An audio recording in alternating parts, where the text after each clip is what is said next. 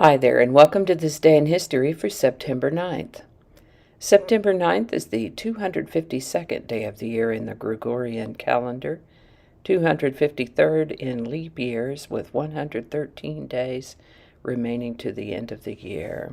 Today's word is finger-licking good. I kid you not. It's an adjective.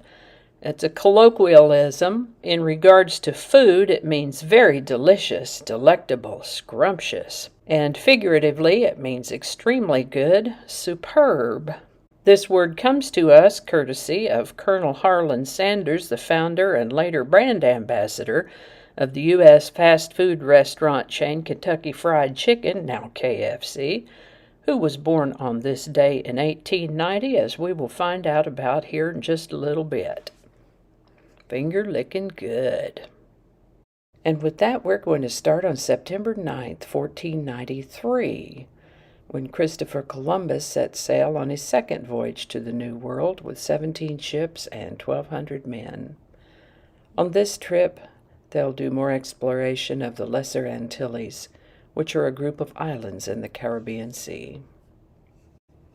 Mary Stuart was crowned Queen of Scots in Stirling, Scotland on September 9th, 1543.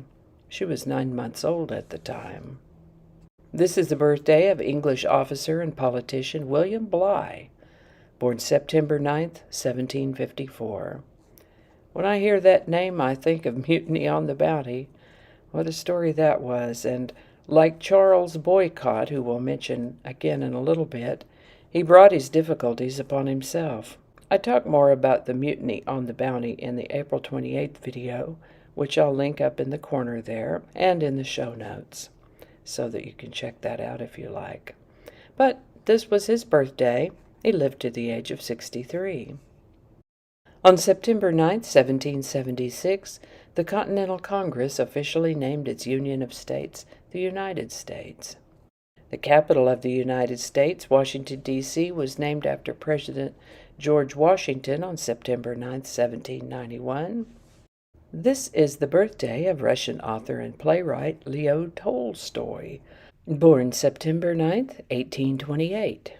He's famous for such works as War and Peace, Anna Karenina, and others. He lived to the age of 82. September 9, 1845, may be the possible start of the Great Famine of Ireland. Within Ireland, it was known as the Great Hunger or the Famine, while outside of Ireland it was and still is called the Irish Potato Famine. Certainly was a terrible time. It's estimated that about 1 million people died in this famine, and more than 1 million fled the country. These combined factors caused a population decrease of as much as 67% in some towns and villages, averaging out across the country to about 20 to 25% loss of population. It's noted as one of the great mass exoduses from a single island in history. This difficulty of the Irish reminded me of the story of Charles Boycott, who was an estate manager for an absentee landlord in Ireland. I tell a little bit about Charles Boycott in the video from March 12th, which I'll also put up in the corner and link in the show notes. But Boycott's issues with his tenants took place about 40 years after this famine started. The Irish famine was an extraordinarily difficult time. California was admitted as the 31st U.S. state on September 9th, 1850.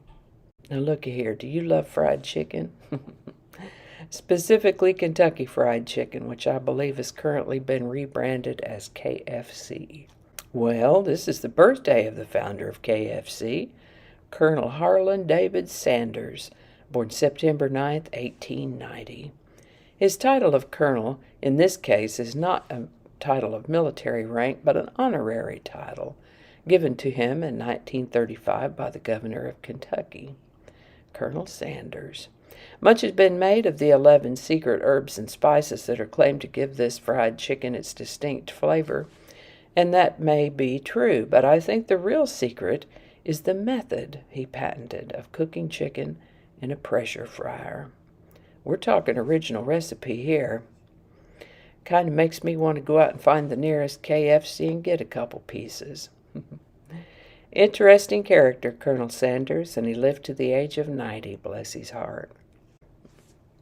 This is the birthday of American singer, songwriter, and producer Otis Redding, born September 9th, 1941.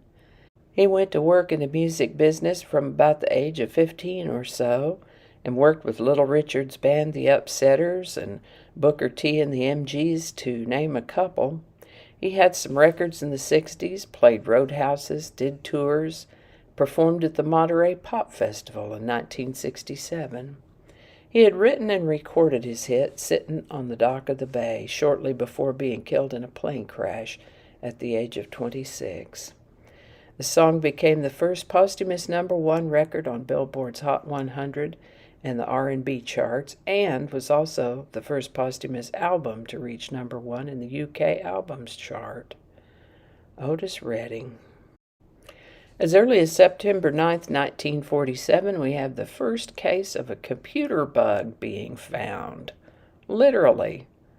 A moth got stuck in the relay of a Harvard Mark II computer at Harvard University.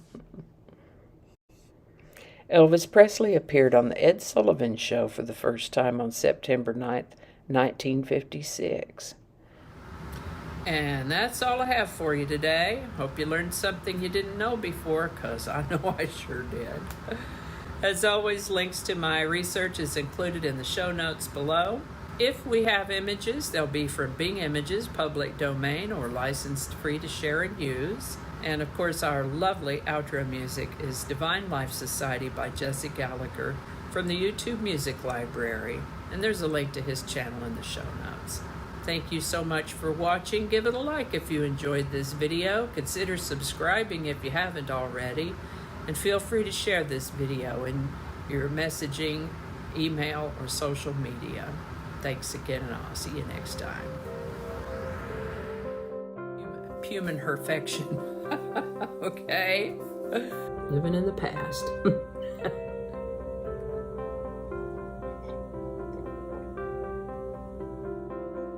No ad-libs. All right. Okay, for crying out loud. Good grief. All right, let's see here.